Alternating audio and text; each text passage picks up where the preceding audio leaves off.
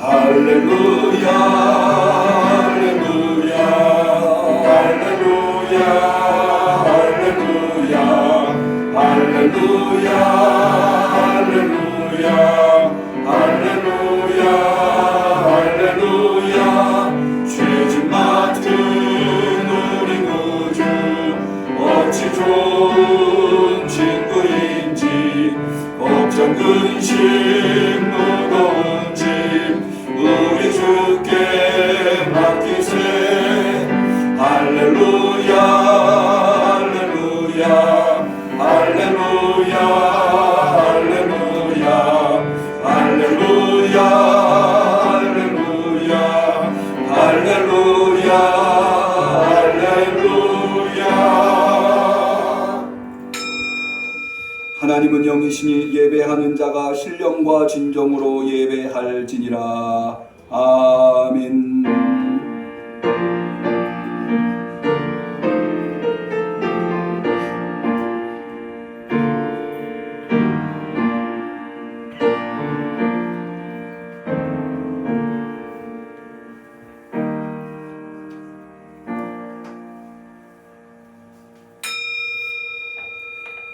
너희 의인들아 여호와를 즐거워하라. 찬송은 정직한 자의 마땅히 할 바로다. 여호와의 말씀은 정직하며 그 행사는 다 진실하도다. 저는 일반의 마음을 지으시며 저희 모든 행사를 감찰하시는 자로다. 아멘. 우리에게 진실한 어버이 되어주시는 하나님 아버지의 은혜에 힘입어서 오늘도 어버이 주일을 당하여 주 앞에 겸손한 마음으로 진심 어린 감사로 예배드리나이다. 우리의 예배를 받아 주옵소서. 주님의 그 놀라운 사랑과 은혜가 아니면 우리 중에 누구라도 여기에 나올 수 없나이다. 그 은혜를 사모하면서 그 은혜를 바라보면서 주 앞에 나왔사오니 어버이 하늘아버지 되시는 하나님 아버지께서 이 시간 우리에게 하나님의 자녀들에게 한량없는 사랑과 은혜를 베풀어 주시옵소서. 예수님의 이름으로 기도 올리옵나이다. 아멘.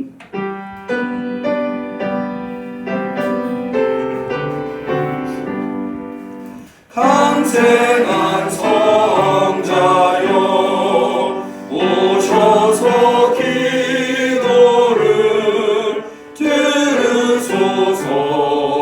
택하신 백성은 축복해 주시고 거룩한 마음을 주옵소서.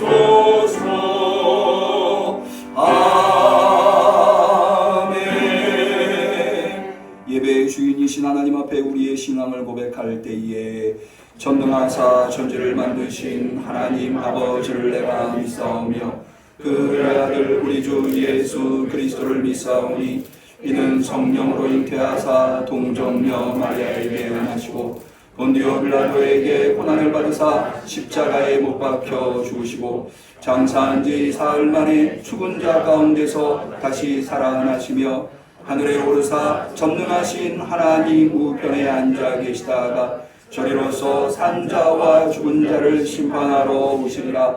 성령을 믿사오며 거룩한 공예와 성도가 서로 교통하는 것과 죄를 사하여 주시는 것과 몸이 다시 사는 것과 영원히 사는 것을 믿사옵나이다. 아멘.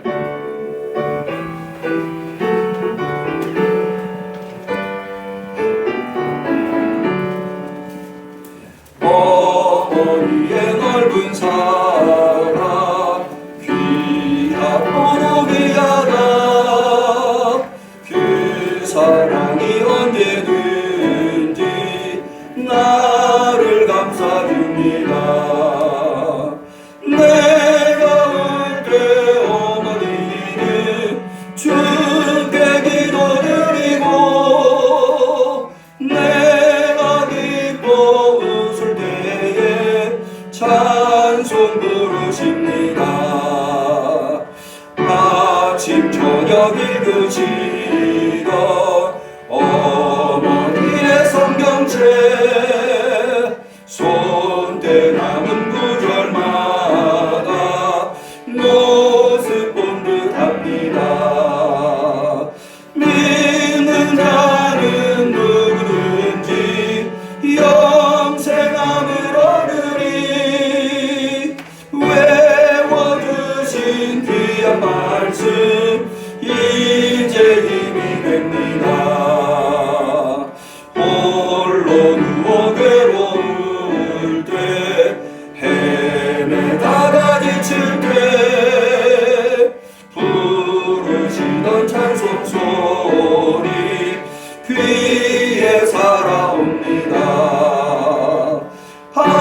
한석에서 샘물 나고 황무지가 뽑히니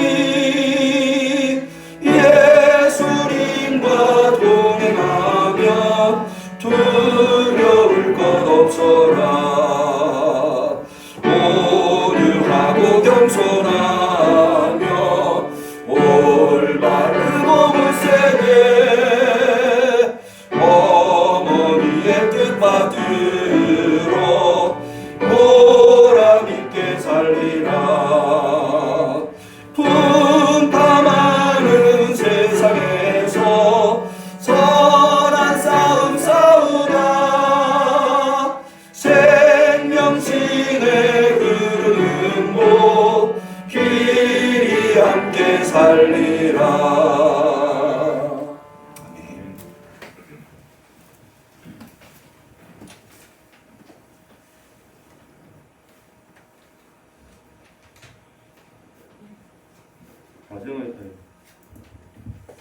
가정의 달 5월 어버이 주일로 하나님을 찬양하며 예배하게 하시니 감사드립니다.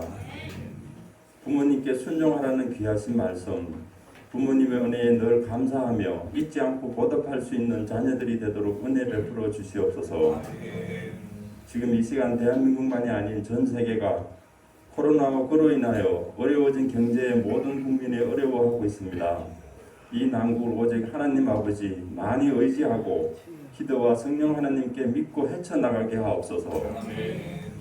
가정이 흔들리거나 무너지지 않도록 하시고 응암교회 모든 성도들 가정은 서로를 사랑하고 존중하는 가정이 되게 하옵소서. 응암교회를 범사에 잘 되게 하옵소서. 주님께서 계획하시는 응암교회 성전 건축이 하나님의 축복 아래 아무 사고 없이 건축하게 하옵소서.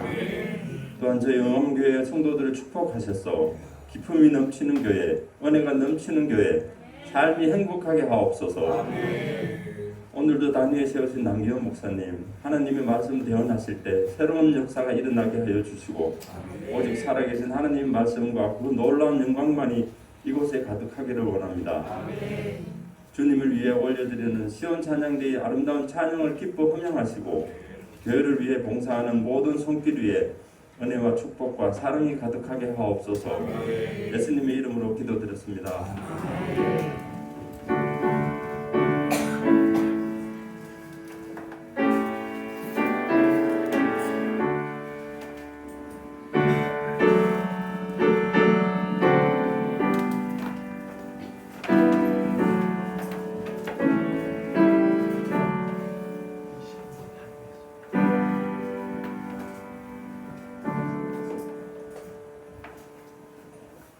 하나님께서 우리의 간절한 기도를 들어주시기를 축원합니다. 성시교독은 72번 어버이 주일 교독문이 되겠습니다.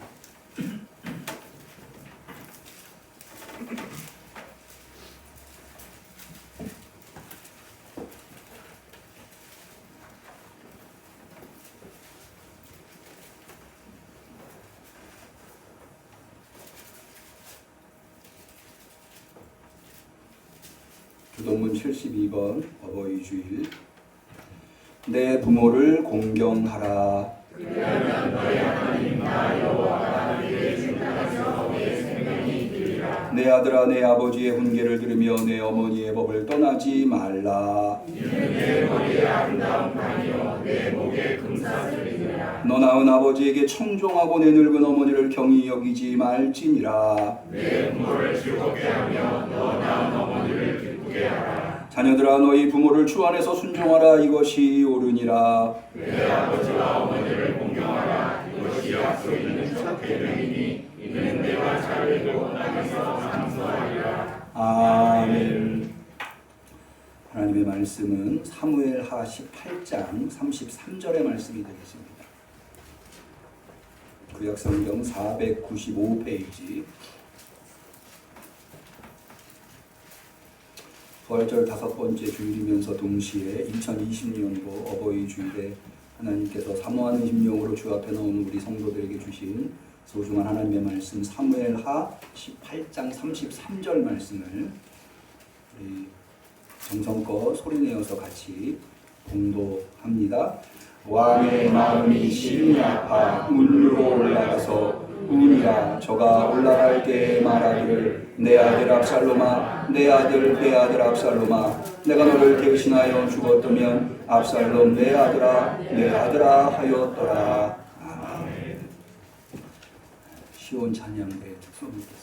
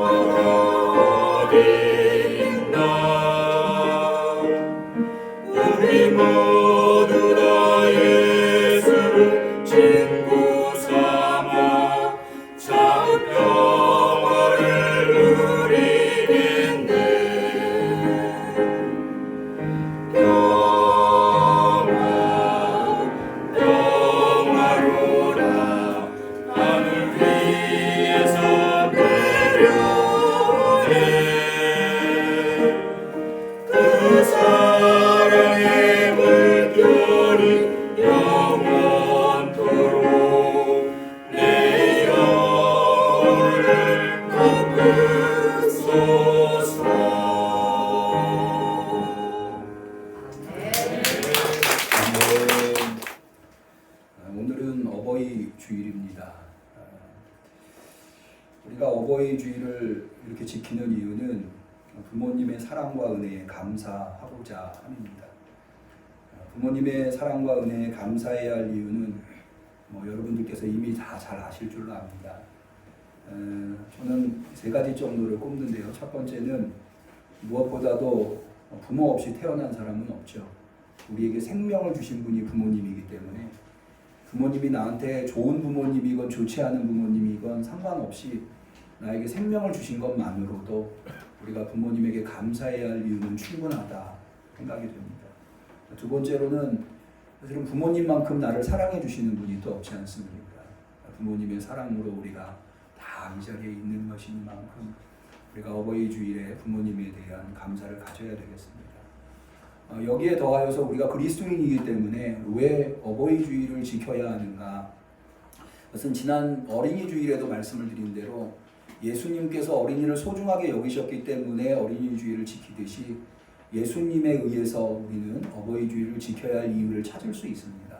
그것은 뭐냐면 무엇보다도 하나님을 어버이로 예수님은 말씀하시고 가르쳐 주셨기 때문입니다. 아바 아버지라고 부르셨죠. 더군다나 하나님은 어떤 부모님이신가?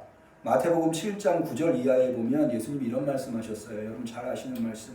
너희 중에 누가 아들이 떡을 달라 하면 돌을 주며 생선을 달라 하면 뱀을 줄 사람이 있겠느냐?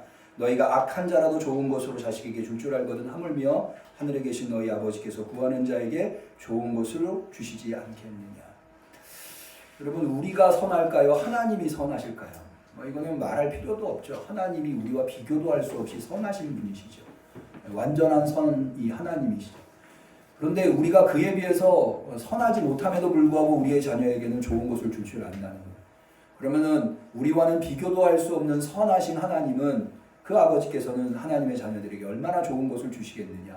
이것을 통해서 하나님에 대한, 하나님 아버지의 사랑을, 우리 그리스도인 자녀에 대한 사랑을 예수님은 가르쳐 주고 계십니다. 그러니까는 부모님에 대한 은혜와 감사에, 은혜와 사랑에 감사할 줄 아는 것은 더 나아가서 하나님에게 감사할 줄 아는 것과 연결될 수 있다 생각합니다. 그래서 오늘 사무엘, 우리가 읽은 사무엘 하에 있는 말씀을 통해서 부모님이 우리를 얼마나 사랑하시는가에 대한 것과 또 그것과 견주어서 하나님이 또한 우리를 얼마나 사랑하시는가, 특별히 하나님의 독생자 아들을 십자가에 내어주신다고 하는 것이 얼마나 어마어마한 사랑인가 라고 하는 것들을 좀 오늘 생각해 보면서 거기에 감사하고 또 그런 은혜를 받은 우리들이 하나님의 사랑 앞에, 부모님의 사랑 앞에 보답하는 자가 되어야 되겠다라고 하는 결단을 좀 해보는 시간을 갖고자 합니다. 어버이 주일의 유래에 대해서는 오늘 좀 말씀드려야 될 내용이 좀 사무엘하 13장에서부터 19장까지 무려 7장 정도의 분량이 되기 때문에 어버이 주일의 유래에 대해서까지 제가 설명드릴 시간이 없어서 그것에 대해서는 주보에다가 수록해 놓았으니까 이 주보를 참고하시고요.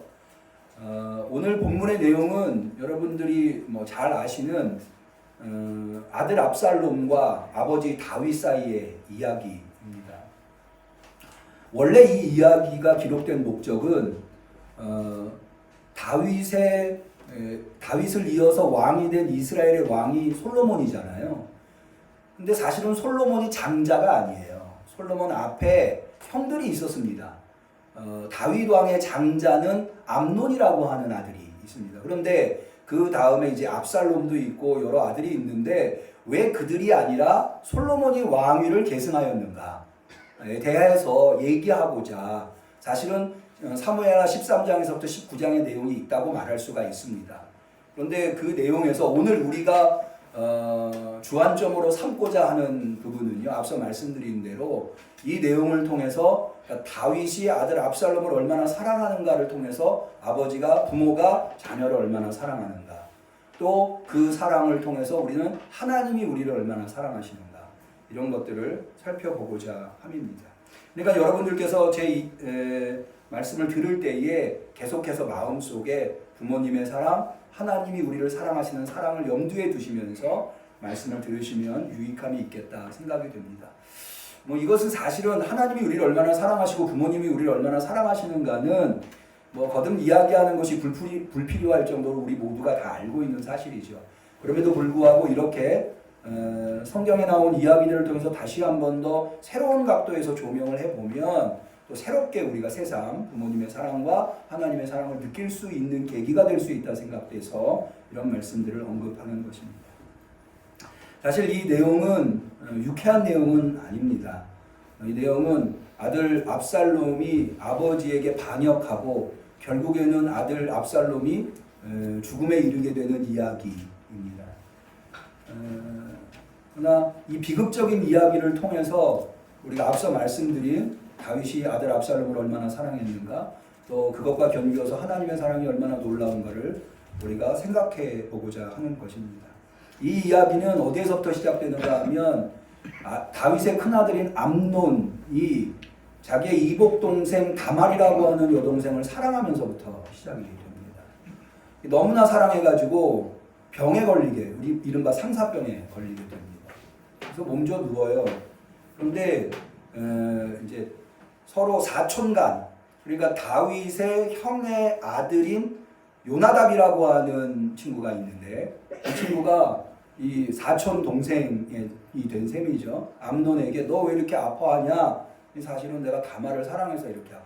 그래서 이 요나답이 하나의 계책을 알려줍니다. 아버지를 불러라. 그리고는 아버지한테 요청을 해라. 내가 이렇게 아픈데 내 여동생 다말이 해주는 음식을 먹으면 기운을 차릴 것 같다. 그 얘기를 듣고는 그렇게 행합니다. 그래서 아버지를 불러가지고 그렇게 말합니다. 사실 이제 나중에도 이 다말의 친오빠, 그러니까 압살롬인데, 압살롬이 암논한테 복수할 때도 아버지 다윗을 이용하는데, 여기서도 아버지 다윗을 이 암논이 자기의 욕망을 채우기 위해서 아버지를 이용하는 모습. 사실은 이것은 어떻게 보면 다윗이 뿌린 죄악의 씨가 여기에서 열매를 맺는다고 볼 수 있는데, 다윗도 자신의 욕망을 우리아의 아내 바세바를 취하기 위해서 요압 장군을 이용하는 것을 보는데, 그러니까는 자기가 뿌린 죄악의 씨가 자기 자식에게서 열매가 지금 맺고 있는 것을 발견하게 됩니다. 어쨌든 그렇게 해서 다말을 불러와서 다말이 과자를 만들면 그 시녀들이 그것을 암논에게 먹이는데, 암논이 시녀들은 물러가게 하고 다말이 직접 암논에게 줄 수 있도록 요청을 합니다. 이복 오라비지만 오라비가 요청하는 거기 때문에 거절을 못하고 직접 다 시녀들을 내보내고 다말이 직접 오라비의 입에 과자를 넣어주는데, 그때 이제 강제로 겁탈을 하게 됩니다. 그런데 사람의 마음은 참 이상하죠. 암논이 그렇게 다말을 사랑했음에도 불구하고 그렇게 겁탈을 하고 났더니 마음이 180도 바뀌어서 다말을 미워하게 됩니다. 그래서 쫓아내려고 합니다.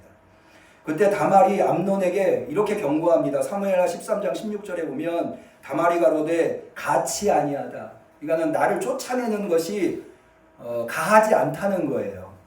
이렇게 이야기합니다. 나를 쫓아보내는 이 큰 악은 아까 내게 행한 그 악보다 더하다. 그러니까 나를 겁탈한 악보다 나를 책임지지 않고 쫓아내는 이 악이 더 크다는 거예요. 그러면 안 된다는 거예요. 그렇게 애원을 함에도 불구하고 암논은 다말을 쫓아내고 문빗장을 걸어버립니다. 이 이야기를 압살롬이 알게 돼요. 아무래도 압살롬이 친오빠니까 알게 되지 않겠습니까? 그때부터 압살롬은 암논에게 복수를 할 계획을 세웁니다. 그러면서 여동생한테 지금은 조용히 하고 있어라 라고 얘기를 합니다. 이 사실을 압살롬만 알게 된 것이 아니라 아버지 다윗도 알게 됩니다. 그래서 다윗이 대노를 합니다. 암논한테. 그런데 그것으로 답니다. 암논에게 어떤 처벌을 내리지 않아요. 아마도 성경에는 나와 있지 않지만 압살롬에게는 아버지 다윗이 뭔가 처벌을 형 암논에게 내려주기를 바랬음에도 불구하고 화만 냈지 아무 처벌도 내리지 않은 것에서 내가 아버지한테도 뭔가 복수를 해야 되겠다는 생각을 그때부터 한 것 같아요. 그러면서 이 압살롬이 복수할 계획을 2년을 세웁니다. 2년 동안 복수 계획을 세우는데 2년 후에 이 양털 깎는 축제 기간이 이르게 되는데, 이 양털을 깎는 일은 유대인들에 의하면 축제의 한 일환이었습니다. 이 양털을 깎아서 그걸로 옷도 만들어 입고 여러 가지 생산물을 만들어낼 수 있기 때문에, 그래서 이때는 이웃들을 초청해가지고 술과 음식을 나눠 먹으면서 양털 깎는 축제를 하곤 했습니다. 그게 유대인들의 습관이었습니다. 그래서 양털 깎는 축제 기간에 압살롬이 아버지 다윗한테 내가 양털 깎는 축제 기간이 되었으니까 아버지와 형제들을 내가 초청해서 축제를 하고 싶습니다 라고 요청을 합니다. 아까 말씀드린 대로 암논도 자기의 욕구를 이루기 위해서 아버지를 이용하듯이 압살롬도 자기가 형 암논에게 복수하려고 하는 욕구를 이루기 위해서 아버지를 이용하는 겁니다. 다윗이 그렇게 할 필요 뭐 있느냐, 나와 우리 가족들이 다 너 축제 장소에 가면 네가 너무 부담되니까 난 가지 않겠다 라고 이야기를 하니까 압살롬이 그러면 그 형제들이라도 좀 보내주십시오 라고 요청을 합니다. 그래서 다윗이 그럼 그거는 허락하마 라고 해서 형제들을 다 그 축제에 보냅니다. 그리고는 그 축제에서 암논이 얼큰하게 술이 취하자 암논을 그 자리에서 쳐 죽입니다. 그리고는 그 자리에 모여 있었던 왕자들이 일순간에 흩어져 버립니다. 다 도망가 버려요. 그 소식을 다윗이 듣게 됩니다. 다윗이 들은 소식은 암논뿐만 아니라 왕자들 모두가 압살롬의 손에 죽었다고 하는 소식을 듣게 됩니다. 그러고는 통곡을 해요. 그러자 아까 앞서 이 암논에게 계략을 알려주었었던 요나답이 다시 등장을 해서 삼촌한테, 그러니까는 다윗한테 사실을 이야기합니다. 사무엘하 13장 32절에 이렇게 되어 있습니다. 다윗의 형 시므아의 아들 요나답이 고하여 가로되, 다윗 왕한테 말하는 건, 내 주여 소년 왕자들이 다 죽임을 당한 줄로 생각지 마옵소서. 오직 암논만 죽었으리이다. 저가 압살롬의 누이 다말을 욕되게 한 날부터 압살롬이 결심한 것이니이다. 라고 해서 그 암논이 다말을 겁탈하는 것에 대해서 지금 압살롬이 보복한 것이다, 복수한 것이다 라고 하는 것을 전언을 합니다. 그리고는 압살롬은 외가로 도주를 합니다. 이 원래 압살롬의 어머니, 친어머니가 구술의 왕의 딸이거든요. 구술이라고 하는 외가, 자기의 외가로 도주를 합니다. 그리고는 거기에서 3년을 지냅니다. 이 3년을 지나면서 이 다윗 왕의 마음에 압살롬 아들이 보고 싶은 마음이 듭니다. 그 마음을 다윗 왕의 측근 중에 측근인 장군 요압 장군이 알게 됩니다. 그래서 사실은 이 형제를 쳐 죽이고 도망갔기 때문에 용납할 수 없는 아들이거든요. 그래서 그를 다시 불러들이자고 차마 자기 입으로는 얘기를 못하고 다른 계획을 세웁니다. 요압이. 그게 뭐냐 하면 드고아의 여인한테 가서 재판을, 다윗 왕한테 찾아가 재판을 좀 열어달라고 하는 내용입니다. 그 내용은 뭐냐 하면 이런 겁니다. 이 드고아의 여인이 다윗 왕한테 찾아가서 내 남편이 죽고 두 아들과 내가 살아가던 중에 두 아들이 서로 싸우다가 말릴 사람이 없어서 한 아들이 다른 아들을 쳐 죽였습니다. 그런데 자기의 가족들이, 다른 친족들이 형제를 죽인 자를 가만둘 수 없다고 그자도 죽여야 된다고 이야기를 합니다. 그런데 만약 그렇게 되면 나는 혈통을 이을 아들이 없어지게 됩니다. 그러니 비록 형제를 죽였다 하더라도 살려주십시오 라고 이제 요청을 합니다. 이게 사실은 두 가지가 충돌을 하는 거예요. 형제를 죽인 자는 명예살인이라고 들어보셨을 거예요. 유대법에 의하면 죽이게끔 되어 있는데, 또 한 가지는 뭐냐면 이 대를 이어가는 것이 유대인들한테는 굉장히 중요한 문제였어요. 유대인들에게만 있는 아주 독특한 제도, 결혼 제도가 있는데 수혼 제도라고 하는 제도가 있어요. 이건 뭐냐면 형이 결혼을 해서 자식이 없이 세상을 떠나면 형수를 아내로 맞아서 첫 번째 낳은 자식은 형의 자식으로 입적해 주는 거예요. 그만큼 이 형의 대를 이어가는 것을 중요하게 여긴 것이 유대인들이었습니다. 그러니까 이 두 가지가 충돌하는 거예요. 형제를 죽였으니까 그 자도 죽어 마땅하지만 유일하게 대를 이을 사람이기 때문에 이 어머니는 살려달라는 거죠. 이 다윗 왕이 그 얘기를 듣고는, 그래, 그러면 내가 네 아들을 살려주마, 보호해주마 라고 약속을 합니다. 그런데 이제야 그런 약속을 받은 이 드고아 여인이 비로소 자기가 다윗 왕한테 재판을 요청한 이유, 본래의 목적을 말합니다. 왕이시여, 왕의 판결이 정의롭다면 왜 왕은 아들 압살롬을 불러들이지 않습니까? 그 아들 압살롬이 비록 형을 쳐 죽였다 하더라도 압살롬만한 왕의 대를 이을 사람이 없습니다. 그렇게 이제 이야기를 합니다. 그때에 이 드고아 여인이 하나님을 섬기는 다윗 왕한테 하나님처럼 다윗도 행동해야 된다고 하면서 하나님은 어떤 분인가 라고 이야기를 하는데, 한번 우리가 귀 기울여 들어볼 만한 내용이어서 소개를 해드립니다. 사무엘하 14장 14절에 보면 이 드고아 여인이 이렇게, 우리는 필경 죽으리니 땅에 쏟아진 물을 다시 모으지 못함 같을 것이구나. 그러니까 인간은 죽을 사람을 살릴 수 있는 방법이 없다는 거예요. 그러나 하나님은 생명을 빼앗지 아니하시고 방책을 베푸사 내어 쫓긴 자로 하나님께 버린 자가 되지 않게 하시나이다. 그러니까 하나님은 생명을 빼앗는 분이 아니라 생명을 지키시는 분이다. 그 생명을 지키시는 하나님의 뜻을 받드는 왕이 압살롬이 암논을 죽였다고 해서 그를 용서하지 않는 것은 하나님의 뜻에 위배되는 것이다 라고 이제 이야기를 합니다. 이쯤 다윗 왕이 듣자 이 여인이 왜 나를 찾아왔는가를 알게 됩니다. 그리고는 이 모든 계략을 암논 장수가 꾸민 것을 알고 암논이 아니라 요압 장군을 불러다가 그러면 가서 그술에 있는 압살롬을 불러와라 라고 이야기를 합니다. 압살롬이 그래서 고향으로 돌아오게 되는데, 다만 고향으로 돌아올 수는 있어도 다윗 왕의 얼굴은 보지 못하게 금지합니다. 왜냐하면 여전히 형제를 죽인 살인자이기 때문에. 그래서 이렇게 돌아온 압살롬은 3년을 집안에만 갇히게 되고 다윗 왕을 배알하지 못합니다. 그러다가 이 압살롬이 다윗 왕의 아버지의 얼굴을 보고 싶어서, 사실은 나중에 보면 아버지의 얼굴을 보고 싶은 것이 아니라 사실은 자신의 행동을 자유롭게 하기 위해서 그런 거였는데, 이 압살롬이 요압 장군을 여러 차례 불러다가 자기가 아버지를 만날 수 있도록 중재를 해달라는 요청을 하려고 부릅니다. 근데 오지 않아요, 요압 장군이. 그래서 압살롬이 어떤 계획을 세우는가 하면, 요압 장군의 밭이 압살롬의 밭 바로 옆에 있었는데 그 밭에다가 불을 지릅니다. 그러니까 자기 밭에 누가 불을 질렀으니까 가만히 있겠습니까, 요압 장군이? 그래서 당장에 압살롬에게 쫓아옵니다. 너 왜 우리 밭에 불을 질렀냐? 그랬더니 이제 압살롬이 그제서야 사실을 얘기합니다. 아니, 내가 당신을 여러 차례 부르지 않았습니까? 그리고 오지 않아서 내가 이렇게 불을 지른 겁니다. 왜 나를 불렀느냐? 내가 왜 아버지를 만나지 못하는 겁니까? 하면서 한 얘기가 사무엘하 14장 32절에 나오는데, 거기 이렇게 압살롬이 요압한테 말합니다.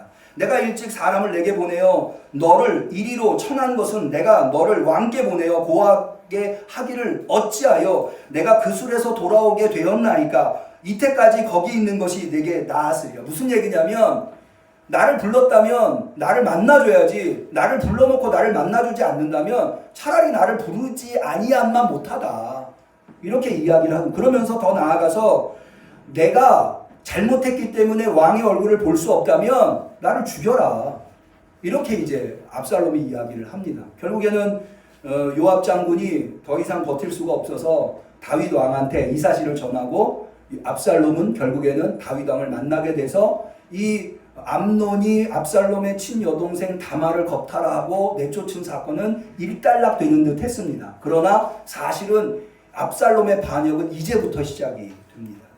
사실 이 압살롬이라고 하는 아들은요, 다윗의 여러 아들 중에 가장 왕위를 이어받을 만한 탁월한 왕의 품위를 가지고 있었던 아들이었다고 성경은 이야기하고 있습니다. 아주 인상적인 이야기가 3가지가 나오는데요. 첫 번째는 뭐냐면, 정수리부터 발바닥까지 흠을 잡을 데가 없었다는 거예요, 압살롬이. 두 번째는 뭐냐면, 1년에 한 번 이발을 하는데, 머리카락을 깎는데 1년에 한 번 깎을 때 머리카락의 무게가, 깎고 나면 그 깎은 머리카락의 무게가 어느 정도 됐는가 하면 200세겔. 200세겔이면 우리 킬로그램으로는 몇 킬로그램이냐면, 이건 어느 정도 될 것 같아요? 무려 20kg이에요. 압살롬이 1년에 한 번 이발을 했는데 깎아낸 머리의 무게가, 머리카락의 무게가 20kg. 제가 그걸 보면서 머리카락이 아니라 머리를 잘랐어도 그 정도 무게는 아니지 않을까 하는 생각을 들 정도로. 근데 여기에는 이유가, 이렇게 이야기하는 이유가 있어요. 여러분, 삼손의 힘이 어디에서 나왔다고 보죠? 머리카락에서. 그러니까는 남자의 이 막강한 힘, 그러니까 머리카락이 풍성하다고 하는 것은, 그래서 양이 많다고 하는 것은 권력을 상징하는 거예요. 힘을, 파워를 상징하는 거예요. 그거를 깎아냈더니 20kg이었다고 하는 건 그가 얼마나 대단한 남성으로서의 왕성한 힘을 가지고 있었는가, 파워를 가지고 있었는가를 보여줘요.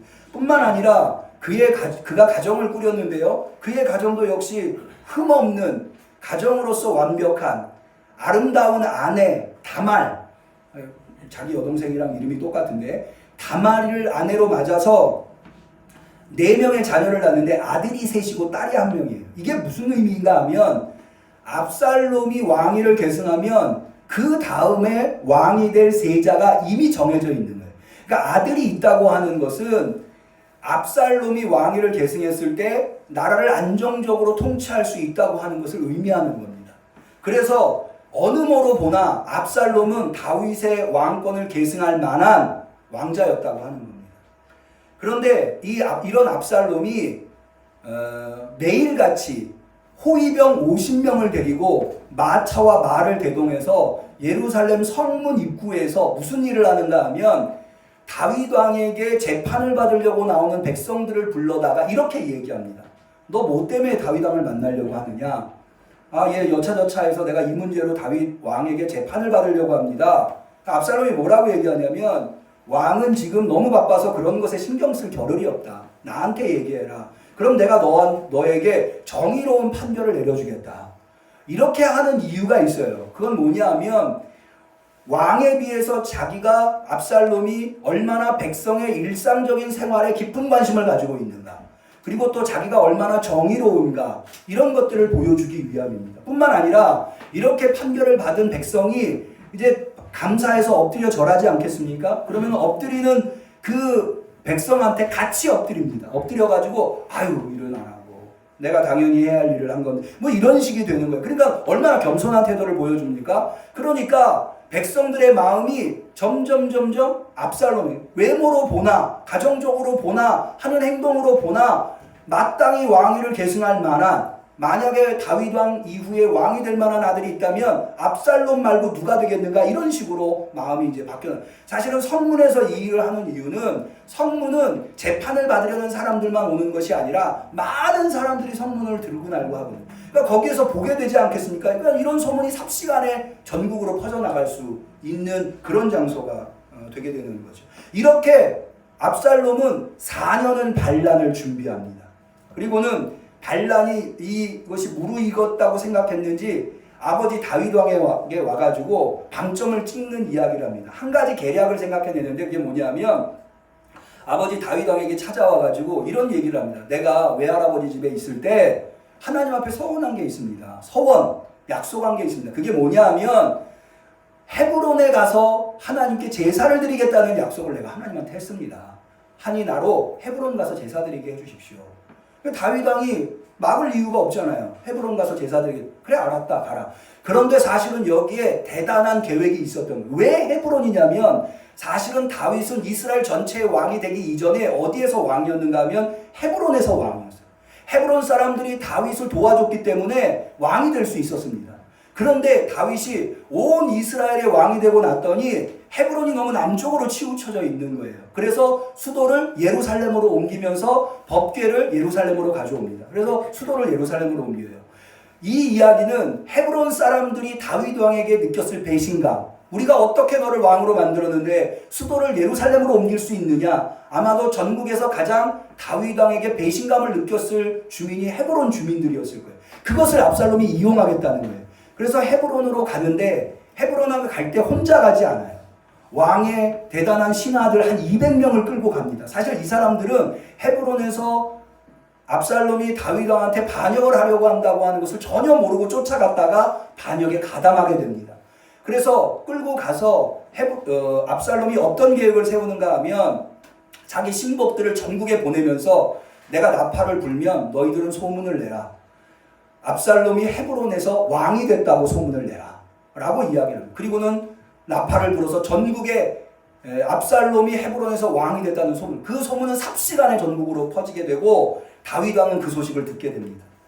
이 소식을 들은 다윗 왕이 벌벌 떱니다.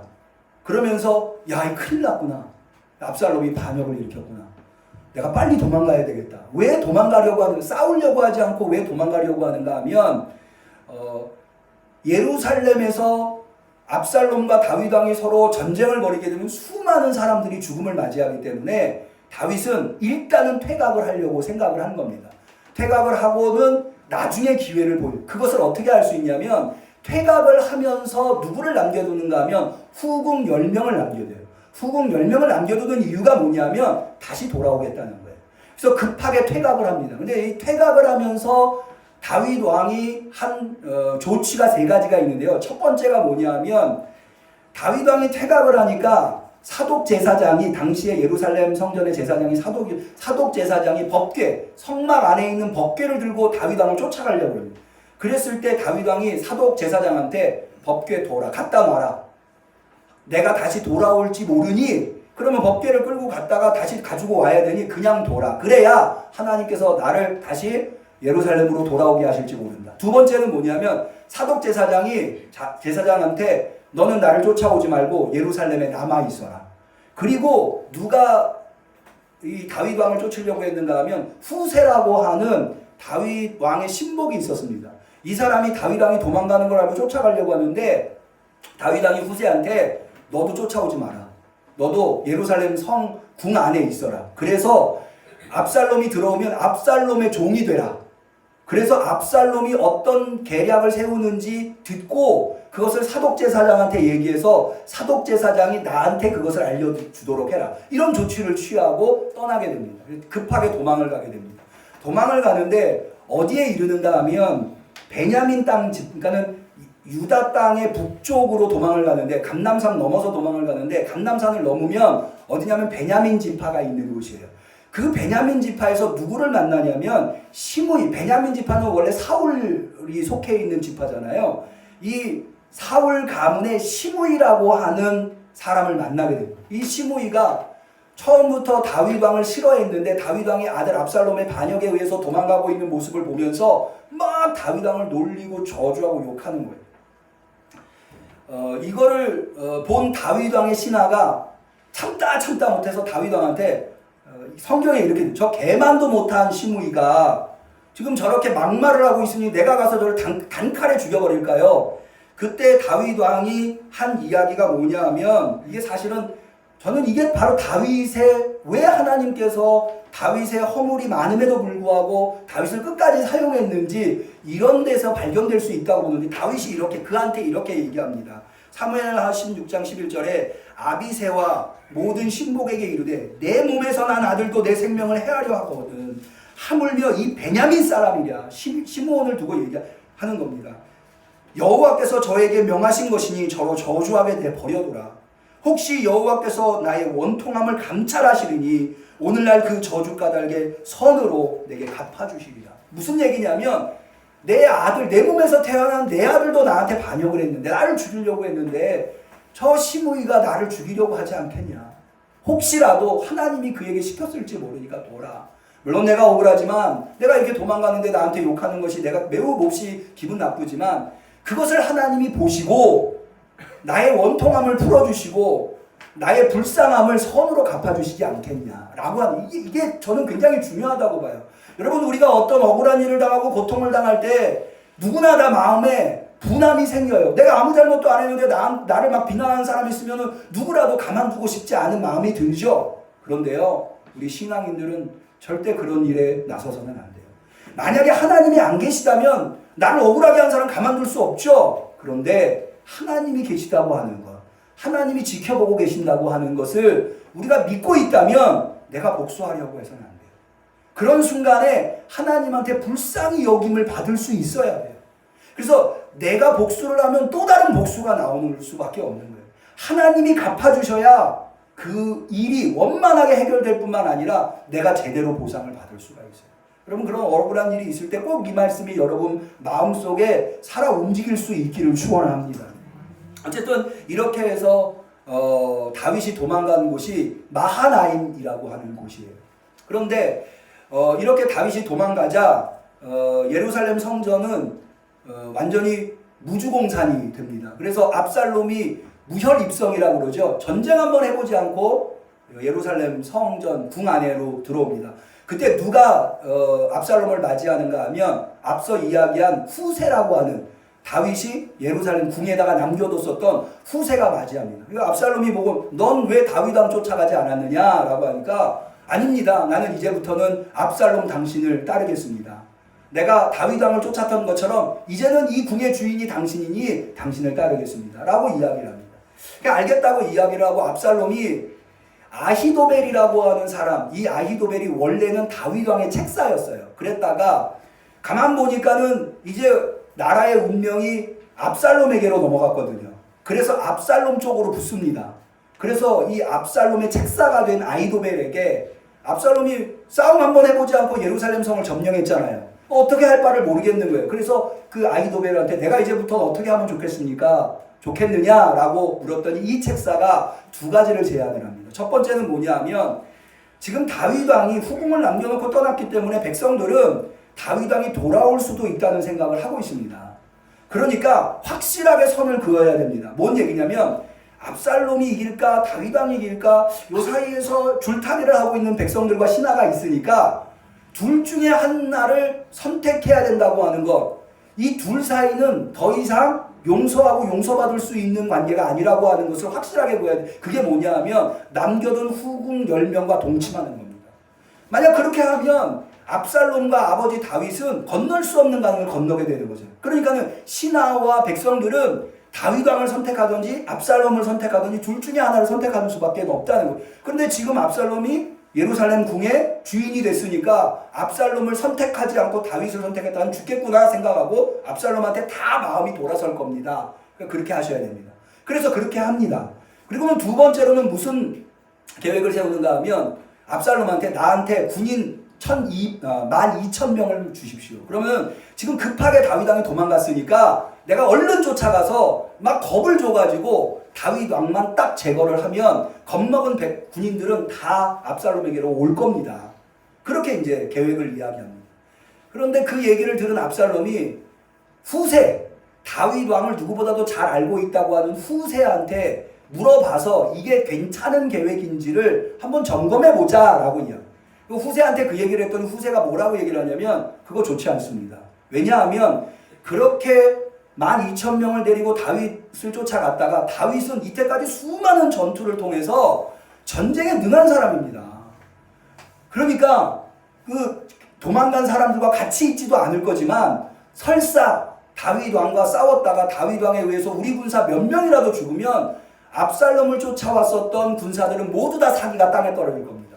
그러니까 이렇게 하십시오. 전국에 군사를 모으십시오. 그래 대대적인 전열을 가다듬어서 대대적인 출전을 하십시오. 압살롬이 제일 앞에 서가지고 출전을 해가지고 다윗 왕을 토벌하십시오. 만약에 다윗을 숨겨준 성이 있다면 완전히 쑥대밭을 만들어가지고 본보기로 보여줘서 다윗이 발붙일 곳이 없도록 만들어 놓으십시오. 그러면은 결국에는 다윗 왕을 제거해서 압살롬 왕이 온 이스라엘을 가지게 되실 것입니다. 이렇게 제안을 합니다. 그런데 압살롬이 아히도벨의 제안을 받아들이지 않고 후세가 사실은 왜 이렇게 얘기했냐면요. 압살롬은 어떤 성격을 가지고 있는 사람이었는가 하면 자신을 과시하고 싶어하는 사람이었어요. 근데 만약에 아히도벨을 따라간 12,000명의 군사가 아히도벨이 다윗 왕을 제거하면 그 공이 다 누구한테 가는 거예요? 아히도벨한테 가니까 자기가 다 독차지하고 싶었던 거예요. 난 이 나라의 왕이다. 이거 하고 싶었던 거예요. 그런 자기를 과시하고 싶은 욕망을 이 후세가 이용해가지고 계략을 세워요. 그러면 전국적으로 병사를 모으려면 군인을 모으려면 시간이 필요하죠. 그래서 다윗 왕한테 시간을 줘가지고 전쟁을 준비할 수 있도록 만들려고 한 것이었어요. 그래서 그것을 받아들인 압살롬이 전국적으로 군인을 모으는 동안에 후세는 사독에게 이 얘기를 전하고 사독은 다윗한테 전해서 마하나임에 있는 다윗이 군대를 만들고 정비를 하도록 시간을 만듭니다. 결국에는 이 마하나임 뜰에서 압살롬의 군대와 다윗의 군대가 전쟁을 합니다. 누가 이기냐? 다윗 왕의 군대가 이기게 됩니다. 그날 죽은 사람이 2만 명 정도가 죽었다. 근데 이 압살롬이 노새를 타고 도망가다가 상수리 나무에 압살롬의 최후가 어떻게 되느냐? 상수리 나무에 아까 그 압살롬의 자랑거리가 뭐라고 그랬죠? 머리카락이 상수리 나무에 걸려요. 그래서 상수리 나무에 대롱대롱 매달려요. 그거를 다윗의 병사가 봐요. 그리고는 요압 장군한테 쫓아가가지고 내가 보니까 압살롬이 지금 상수리 나무에 대롱대롱 걸려 있습니다. 그래서 요압 장군이 너 왜 죽이지 않았냐? 그랬더니 다윗이 전쟁을 하러 나갈 때 3명의 장수를 내보내면서 몇 가지 조치를 했는데 2가지를, 첫 번째는 뭐냐면 다윗이 제일 앞장서서 싸우겠다고 했는데 요압 장군이 뭐라고 얘기하냐면 다윗 왕은 나가지 마십시오. 만약에 나갔다가 당신이 죽으면 이 전쟁은 끝장납니다. 그러니까 당신은 성문에만 계십시오. 당신의 목숨이 우리 병사의 목숨 10,000명보다 더 큽니다. 그렇게 이제 조치로. 두 번째는 뭐냐 하면 다윗 왕이 좋다 그러면 내가 성문에 있을 테니 압살롬을 잡으면 너그러이 대해달라. 그 얘기는 뭐예요? 죽이지 말아달라. 그 얘기를 이미 병사들이 다 알기 때문에 아니 내가 그 압살롬 죽이면 왕이 나를 가만두겠습니까? 그렇게 해서 이 병사가 죽이지 않으니까 요압 장군이 그 자리에 찾아가가지고 창 3개를 가슴 심장에 찔러가지고 창 3개를 찌르는 이유는 이게 주술적인 의미가 있는데요. 더 살아나지 못하도록. 이거는 범죄자처럼 지금 왕자잖아요. 압살롬이 아무리 반역을 일으켰어도. 그 왕자는 그렇게 죽이면 안 돼요. 그런데 요압이 그렇게 죽인 이유는 그렇게 철저하게 응징을 해야 이 전쟁은 끝난다고 생각을 한 거예요. 그래서 압살롬을 그렇게 응징합니다. 그렇게 해서 압살롬이 최후를 맞이하게 돼요. 근데 저는 이 대목에서 굉장히 중요한 의미를 우리가 발견해 볼 수 있는데요. 여러분 아까 상수리 나무에 압살롬의 머리가 걸려가지고 대롱대롱 매달려 있었다고 그랬죠. 이건 뭘 의미하느냐? 여러분 압살롬은 뭘 가지려고 했습니까? 땅의 권세를 가지려고 했어요. 아버지 다윗을 처단하고 땅의 권세. 그런데 이 압살롬이 죽을 때는 땅을 딛지 못하고 죽는 거예요. 땅의 권세를 얻지 못해요. 땅의 권세를 얻지 못할 때 다윗처럼 그렇게 쫓겨날 때 누구에게 도움을 받아야 돼요? 하늘의 도움을 받아야 되는데 하늘에도 도움을 못 받는 거예요. 그러니까 하늘과 땅 사이에 자기가 자랑하던 머리카락이 끼어서 대롱대롱 매달려서 죽는다고 하는 거. 이게 어떤 의미를 가지고 있는지 우리는 충분히 이해할 수 있게 되는 거예요. 결국에는 이렇게 해서 압살롬이 끝장이 나고 전쟁이 끝나게 됩니다. 이게 다윗 왕이 전쟁터에 없었기 때문에 승전보를 다윗한테 전달해야 되잖아요. 그래서 다윗에게 승전보를 전달한 병사가 찾아오자 다윗 왕이 먼저 뭐부터 물어보냐면 뭐부터 물어볼까요? 내 아들 압살롬이 어떻게 됐느냐. 이겼느냐 졌느냐 우리 병사들이 얼마나 다쳤느냐가 아니에요. 내 아들 압살롬이 어떻게 됐느냐. 압살롬이 죽었다는 이야기를 들어요. 그 압살롬이 죽었다는 이야기를 듣고는 다윗이 하는 울분이 슬픔이 통곡이 바로 오늘 우리가 읽은 사무엘하 18장 33절에 나오는 내용이에요. 왕의 마음이 심히 아파 문으로 올라가서 운이라 저가 올라갈 때에 말하기를 내 아들 압살롬아 내 아들 압살롬아 내가 너를 대신하여 죽었다면 압살롬 내 아들아 하였더라.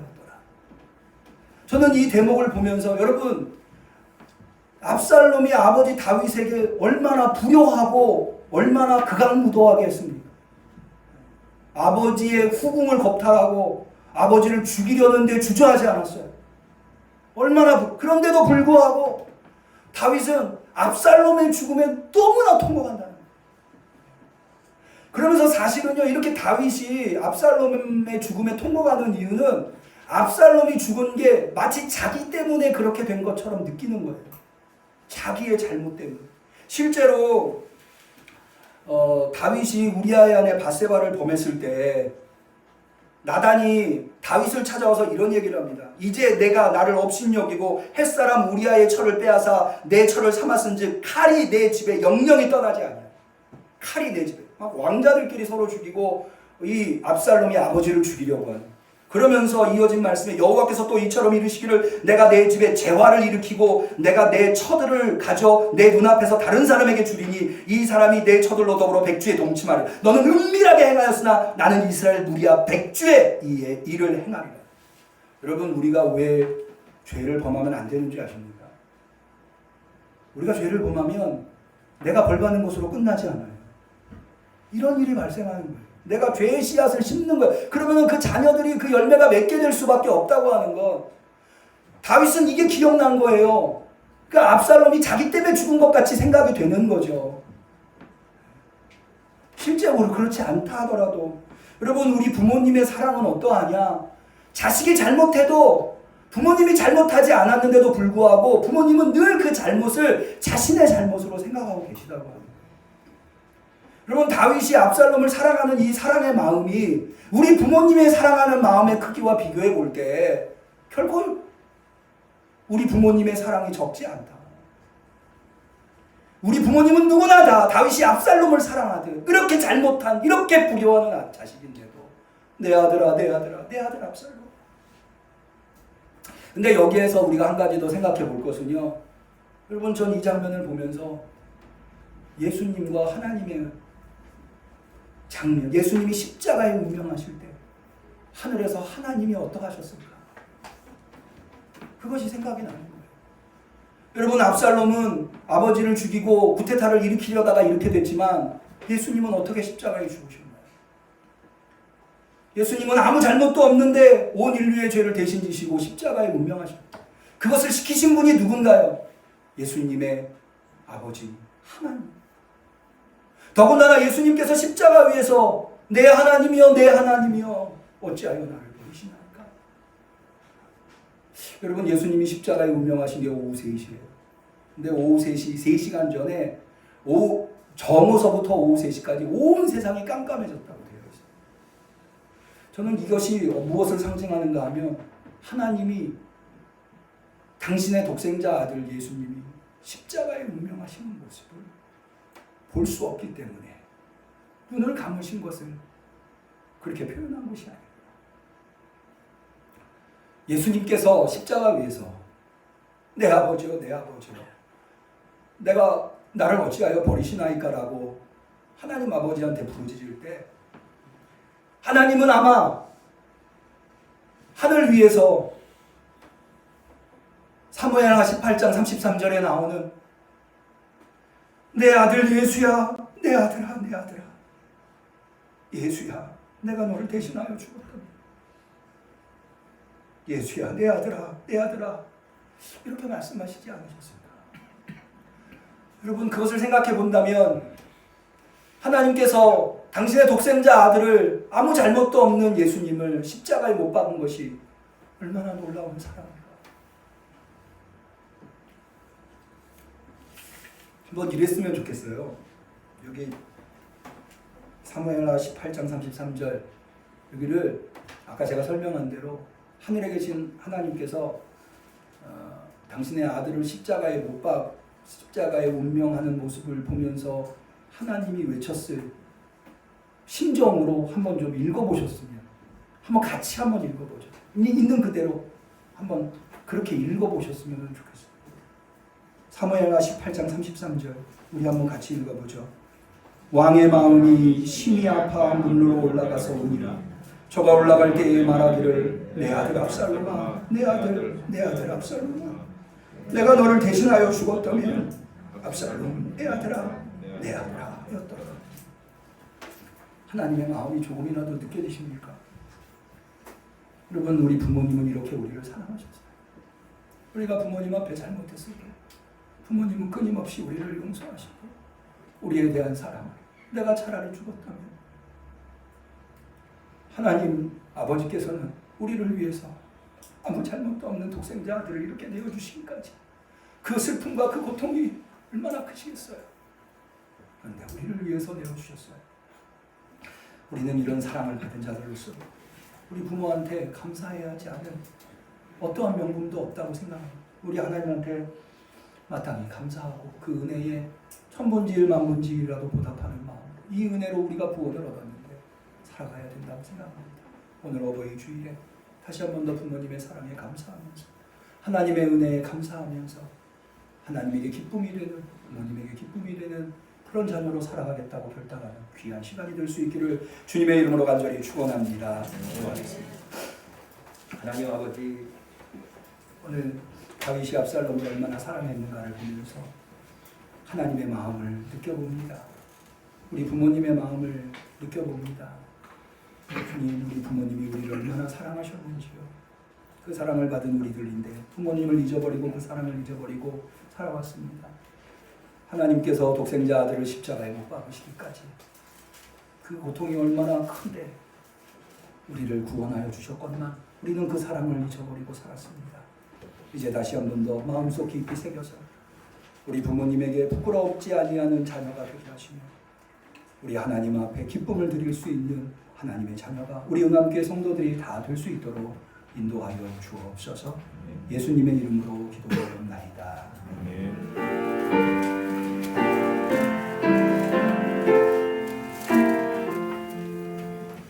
하나님 사랑은 온전한 참 사랑 내 맘에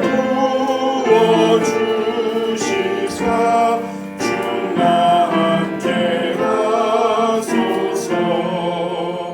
내 주의 참 사랑 햇빛과 같으니 그 사랑 내게 비추사 뜨거운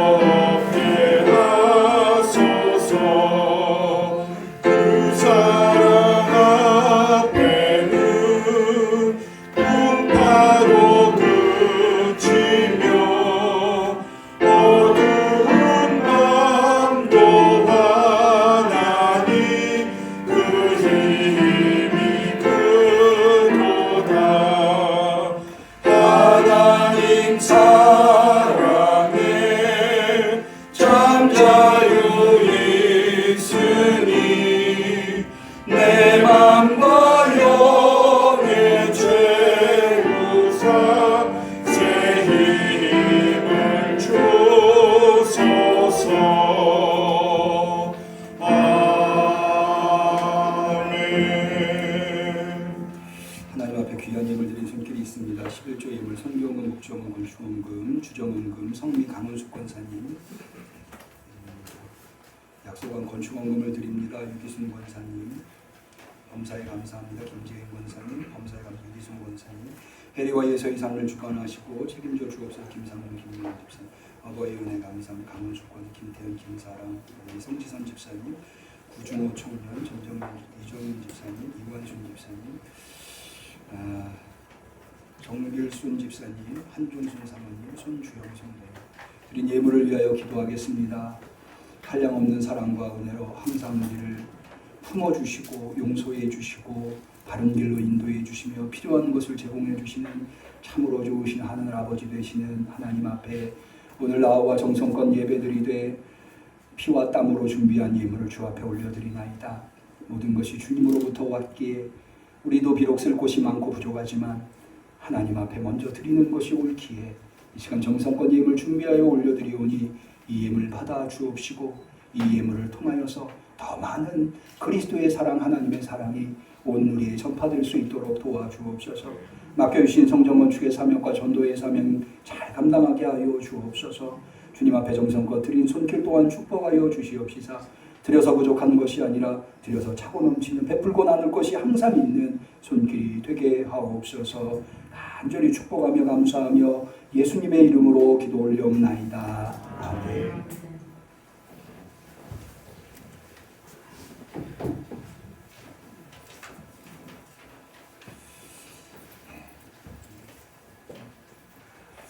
교회 소식을 냈습니다. 생일자를 축복해야 되는데 김현성 집사님 이번 주에 생일이셔서 김현성 집사님 일부 예배에 우리가 축하를 해드렸습니다. 기억하시고 또 보시면 축복을 나눠주시면 좋겠고요. 우리 김매자 권사님하고 김재인 권사님께서 지난 주간에 성경을 읽도록 해주셨습니다. 수고 많으셨다고 한번 박수 한번 해주세요. 소중한 일인 것 같아요. 집에 계시느라고 밖에 못 나가시는 때를 타서 이렇게 열심히 성경을 읽어주시는 것은 오히려 전화위복의 기회가 되는 것이 아닌가 생각이 듭니다. 오늘은 어버이 주일로 지키는데요. 청소년부에서 여러분 다 가슴에 다진 카네이션 올해도 변함없이 준비했고요. 그다음에 우리 청년회에서 우리 일남전도회 또 한나회 일여전도회 매년 선물을 양말을 드렸는데 올해는 조금 퀄리티를 높여서 매년 드렸으니까 올해는 이 카스테라 롤케이크를 준비를 했습니다. 일남전도회 한나회 일여전도회 되시는 분들은 잠깐 좀 자리에서 일어나실까요? 네, 자리에서 잠깐 이 자리에 계신 분들만 이 자리에 오늘 사실 우리 코로나 때문에 많은 분들이 어르신들이 못 오셨는데 가족분들한테 전달해서 다 받으실 수 있도록 그렇게 하겠습니다. 우리 청년회 나오셔서 좀 선물을 좀 전달해 주실까요? 서 계신 분들한테.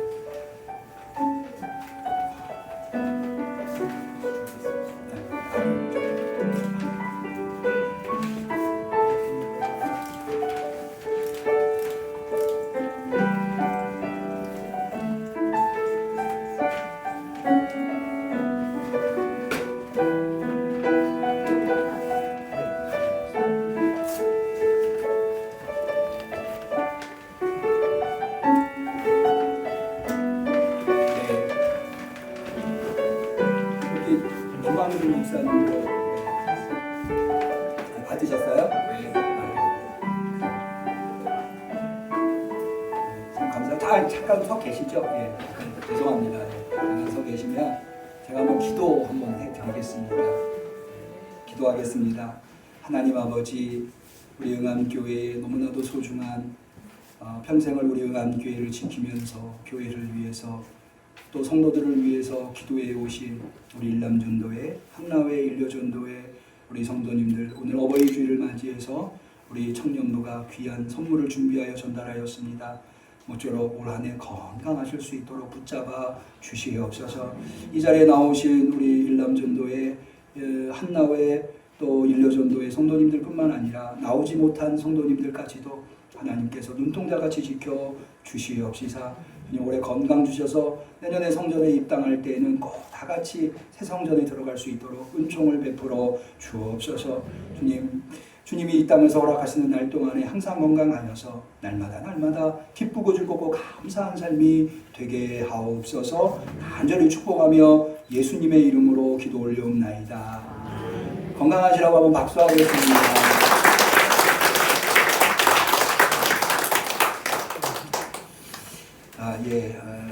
돌아오는 금요 저녁 찬양 중보기도회는 삼여전도회가 이번 주는 담당입니다. 기억해 주시고요. 나머지 당회가 오늘 있겠습니다. 예배 후에 여기 성가대석에서 당회를 갖도록 하겠습니다. 김영옥 집사님께서 지난주에 일을 하시다가 넘어지셔서 골절로 병원에 입원하셨습니다. 한 4주 정도 입원하셔야 된다고 하네요.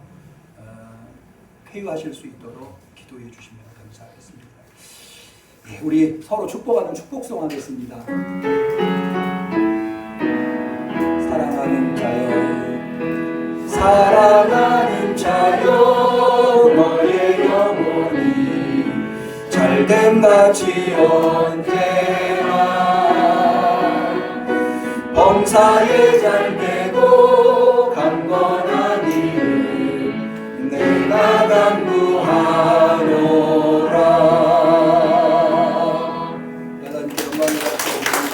여러분과 서로 인사하시죠. 건강하세요. 좋은 일이 있을 겁니다.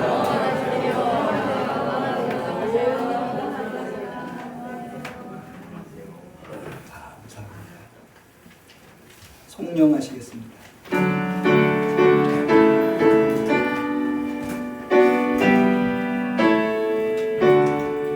목소리 높여서 주 찬양하여라. 영광과 권세와 존귀와 위엄을 온누리 다스리신 만왕의 왕께 돌려라.